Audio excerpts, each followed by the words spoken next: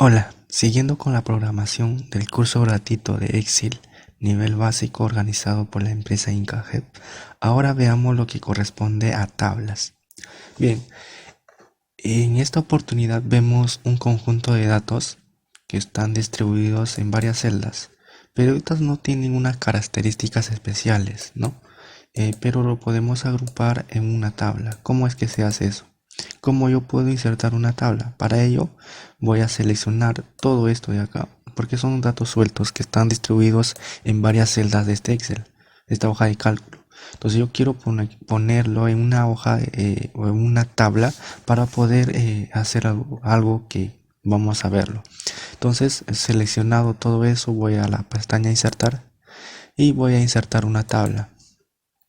Le doy a aceptar y se me está generando una tabla con ciertos formatos, donde yo puedo filtrar y donde veo que el encabezado y cada una de las filas están de manera de que pueda yo poder visualizarla, ¿no? Que corresponde así un poco sombreadas, otras no, alternado, ¿no? Entonces así es que se puede insertar una tabla para un conjunto de datos y así manejarlo mejor. Bien, por ejemplo, ahora puede ser de que, digamos, a esta tabla yo quiero agregarlo una columna o una fila más.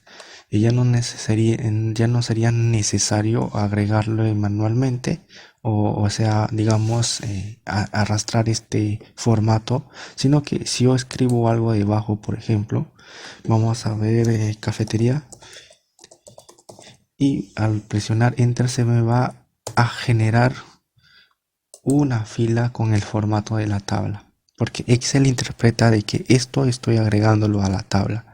De la misma manera sucede si yo quiero aumentar una columna, me ubico en la parte inferior derecha, en esta partecita de acá, y voy a arrastrar, digamos, dos columnas y se me está agregando dos columnas a esto. Además de que esto sigue una serie de los meses: octubre, noviembre, diciembre, enero, febrero. Y si sigo aumentando, va a venir marzo, abril, etcétera.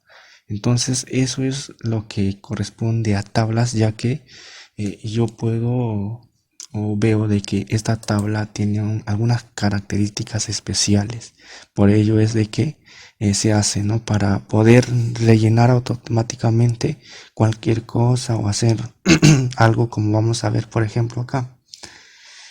Pruebe cambiar el estilo de texto. Ya podemos cambiar este estilo de texto de la tabla. Podemos cambiarlo en esta parte. Por ejemplo, si nosotros nos ubicamos en la parte de acá, vamos a que corresponde a diseño, y acá vemos muchos estilos de tabla y puedo seleccionar una de ellas, ¿no? La que yo guste. Entonces, para ver algo más sobre las tablas, por ejemplo, si yo hago acá, quiero calcular el columnas, el total de estos datos. También puedo hacer, por ejemplo, sabemos de que la función suma es de forma abreviada poner al más igual, ¿no? O también puedo poner la función suma y arrastrar, ¿no? Entonces, si yo quiero, por ejemplo, sumar cada uno de ellos y ya no poder arrastrarlos así como habíamos hecho anteriormente, ¿no? En la tabla esto me permite automáticamente hacerlo de esta manera. Por ejemplo, si yo quiero hacer una función acá de suma, la, la, el camino más rápido sería al más igual y más enter.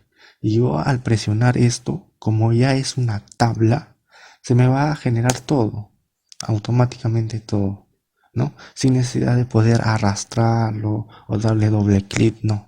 ¿Por qué sucede esto? Porque esto ya es parte de una tabla. Entonces eso es lo que me ayuda al insertar una tabla a ese conjunto de datos, ¿no? Y más adelante también vamos a ver lo que corresponde a tablas dinámicas, que nos va a facilitar mucho más. Ahora, También puedo yo, por ejemplo, en esta parte calcular los totales.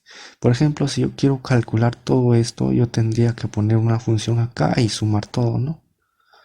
Pero si es una tabla, esto ya me va a ayudar si es que yo, por ejemplo, voy a seleccionar una de ellas, por ejemplo, acá, eso, ¿no?